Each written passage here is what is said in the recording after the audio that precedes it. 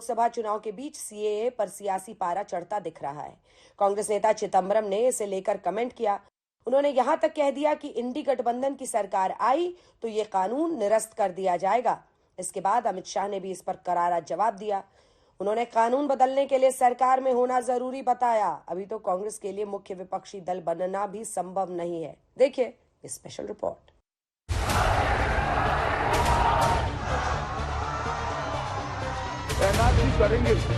NRC करेंगे। बात मुसलमान और मंगलसूत्र से शुरू होती है और घुसपैठियों तक पहुंचती है। और पहले जब उनकी सरकार थी उन्होंने कहा था कि देश की संपत्ति पर पहला अधिकार मुसलमानों का है। इसका मतलब ये संपत्ति इकट्ठी करके किसको बांटेंगे? जिनके ज्यादा बच्चे हैं उनको बांटेंगे। घुसपैठियों को बांटेंगे। क्या आपकी मेहनत की कमाई का पैसा घुसपैठियों को दिया जाएगा? आपको मंजूर है ये? उन्होंने कहा कि यहां पर घुसपैठी है। 15 जुलाई 2014 को गवर्नमेंट ने पार्लियामेंट में इस तरह का कोई जवाब नहीं दिया, कोई एस्टीमेट नहीं है। कहा 2 जुलाई 2019 को वही जवाब दिया।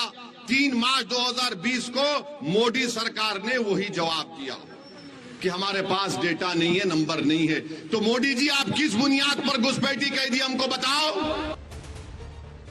और फिर लोकसभा चुनाव में सीएए पर पारा चढ़ने लगता है। जरा मन से सच्ची बनाना। सीएए आना चाहिए या नहीं आना चाहिए? बांग्लादेश से हिंदू, सिख, बौद्ध, जैन आए हैं, उनको नागरिकता मिलनी चाहिए या नहीं मिलनी चाहिए? ये ममता दीदी विरोध कर रही। मैं ममता दीदी को पूछने आया हूं, बांग्लादेश से आए हुए हिंदू, बौद्ध शरणार्थियों को नागरिकता मिले, उसमें आपको क्या तकलीफ है? क्या तकलीफ है? क्या अधिकार नहीं है उनका बंगाल पर? भाई और बहनों, अधिकार है या नहीं है? जोर से बोलो, अधिकार नहीं है। और एक और तो दीदी आप घुसपैठ करा रही हो और घुसपैठियों को घुसा रही हो, और दूसरी ओर शरणार्थियों की नागरिकता का विरोध करती। आज कांग्रेस पार्टी ने कह दिया कि अगर वो सत्ता में आएंगे तो सीएए नाबूद करेंगे। मैं कहकर जाता हूं, कांग्रेस पार्टी या ममता बनर्जी की हिम्मत नहीं है सीएए को हाथ लगाकर देखे। हर हिंदू शरणार्थी को नागरिकता मिलेगी, मिलेगी, मिलेगी। अब अमित शाह सीएए पर इसलिए गरज रहे हैं क्योंकि बात कांग्रेस के दिग्गज नेता पी चिदंबरम ने छेड़ी है। उन्होंने साफ साफ कहा है कि अगर इंडिया गठबंधन की सरकार आई तो नागरिकता संशोधन बिल यानी सीएए को निरस्त कर देंगे। Repeal 5 laws. 1, the Citizenship Amendment Act 2019. It is top of the list. 2, the Farmers Produce Trade and Commerce Promotion and Facilitation Act 2020.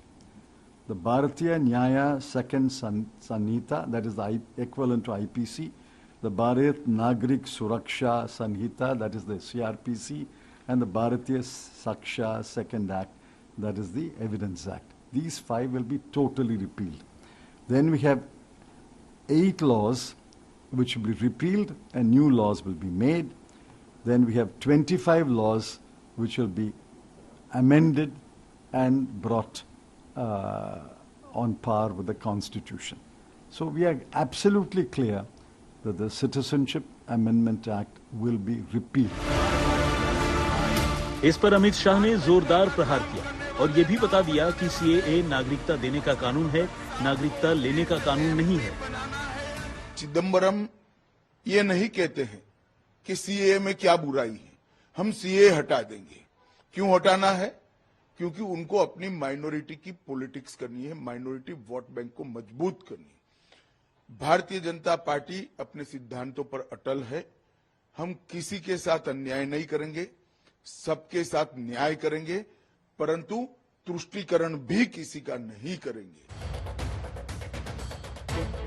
आज तक के साथ इंटरव्यू में पी चिदम्बरम ने सीएए को लेकर एक बार फिर बोला है। आइए सुनाते हैं उन्होंने क्या कहा।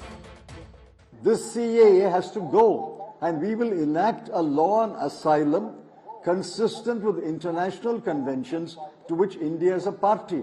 Not only I, Gaurav Gogoi has said it, Shashi Tharoor has said it, Priyanka Gandhi said it in Kerala.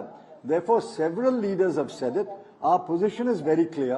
We will enact a law on asylum which is consistent with the international conventions to which India is a party. लेकिन अमित शाह कह रहे हैं कि न कांग्रेस सत्ता में आने वाली है और न ही सीएए रद्द होने वाला है।